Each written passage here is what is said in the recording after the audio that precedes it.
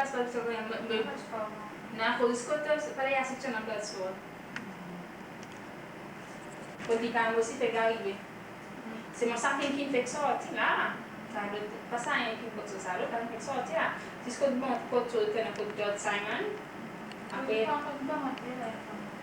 Mas como comportar um, se como não compra escuta lá, assim não. Como comportar? Ako comportar não vou me dar coisa sal.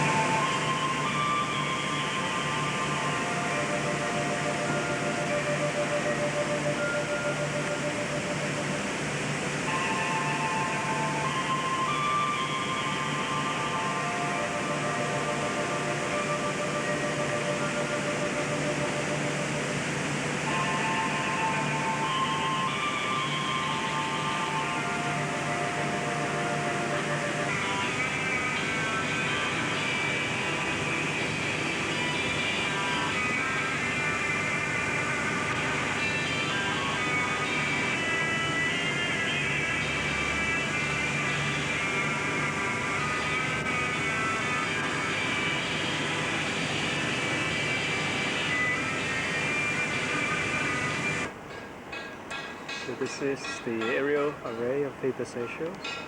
You see the feeders going offshore up to a switch house in the middle of the picture. I'll take you up there in a few minutes.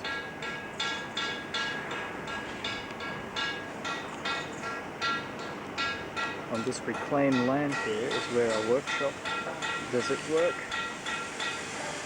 supplying us with all the things that we need in terms of metal and wood sorts and so on. You see the guys are working on a panel beating project at the moment. One of our cars was damaged recently. And here, all these funny looking things are RF switches. This white box on the right is the combiner unit, which allows us to combine two transmissions into one aerial. What you're watching on the screen and the distortion and the interference is due to FEBA being on air right now. Let's zoom in on one of these switches.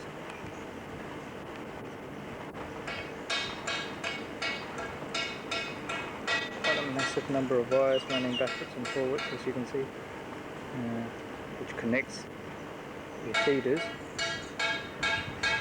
We follow up.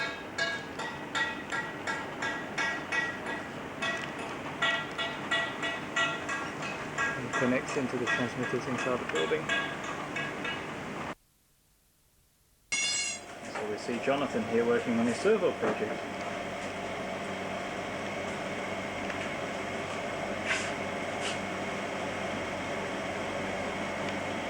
And there, putting his feet up on the table, is Charlie Houston, having a bit of a morning tea break. You see Charlie is about to leave on his home assignment, and so you can see that he's in a relaxed state of mind right now. He's looking over some wonderful drawings that he's done in the last few days. There, and over there we have Regina, and she's working at her desk. Hi, Regina.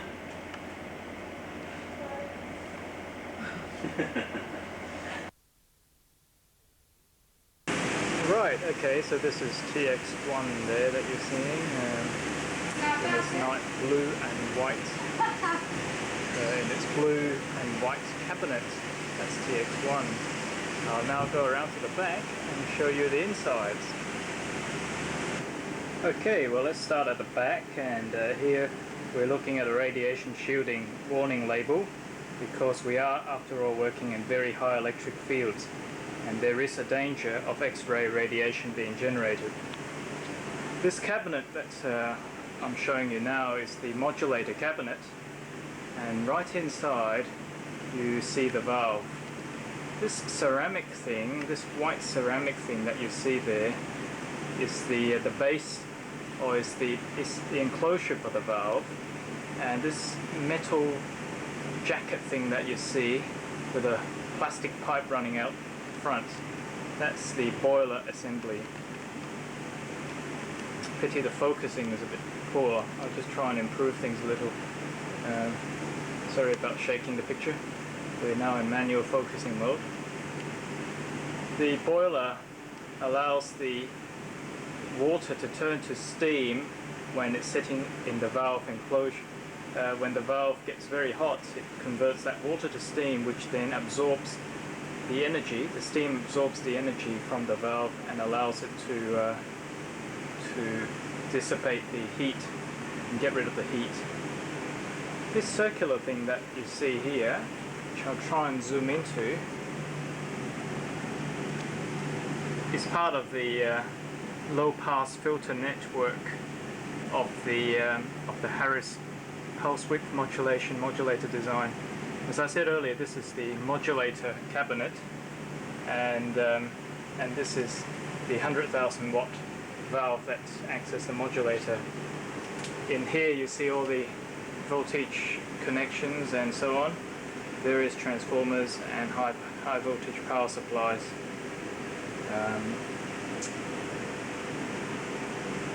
Let's move over to the PA module, PA unit. Right, this is the power amplifier, and as you notice, it's sitting on a box. This box is called the ISO box because it is isolated from the ground. As you notice, struggling with focusing again, sorry. This ISO box sits on insulators, and the whole box actually floats at about 30,000 volts, as this warning label says. And this is the power amplifier tube or valve. You can see once again it has a boiler arrangement with a water pipe feeding cold water into it, allowing it to convert to steam prior to absorb all the wasted energy that we don't need. Immediately next to it is what we call the PA coil. This is the tuning coil, which allows us to convert or to tune in to the actual broadcast frequency. The PA valve tunes broadcasts on the frequency that we transmit on, and this coil is the PA tuning coil. One note of interest is the size of the capacitor. This thing here that you see, behind this white pillar, is a cylindrical looking thing with a white cone shaped front. That's a high voltage capacitor. Earlier on I showed you the feeders that connect the transmitter to the outside world, and you can just see them there going into the outside world. See them going through the hole in the back. And these four coil looking things are what we call the balun tuning coils, which allows us to match the power amplifier to the outside world. Once again, if you notice the size of the components, these things are capacitors, once again, variable capacitors. So that's TX2 and TX1. Both of them are very similar in design.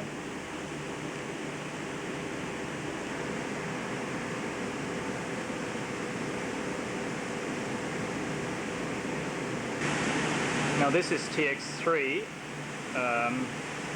one of our older transmitters, not the oldest, and it's a conventional design, so-called. It's made by Continental Electronics. Sorry for the noise level in here, it's very noisy in the transmitter hall. You see the two modulator valves, the left mod and the right mod in this picture. Unlike TX1's design where the boiler is on top, these valves point downwards and the boiler is at the bottom. And you can see the hoses at the bottom which flush cold water through the system. Now this is TX3's power amplifier unit. Certainly doesn't look so intimidating as TX1's. Nevertheless, it also is used for generating 100,000 watts of RF power. I'll have to open up the bottom panel for you to be able to see the unit properly, so just stand by. This top thing at the bottom of the screen is the boiler for TX3, and as you notice, it also has water hoses connected to it to keep it cool. The valve weighs 20 odd kilos, and I'll try and show one to you lying down in a second. Used in both TX1 and TX2 are these transmission valves, which you see in the picture here. I'll put a pen there as sort of a size reference for you. They're rather large units, and this one weighs about 20 kilograms. And the whole of the top part is the anode, which is that part which converts which dissipates the heat from the valve as water comes in contact with it.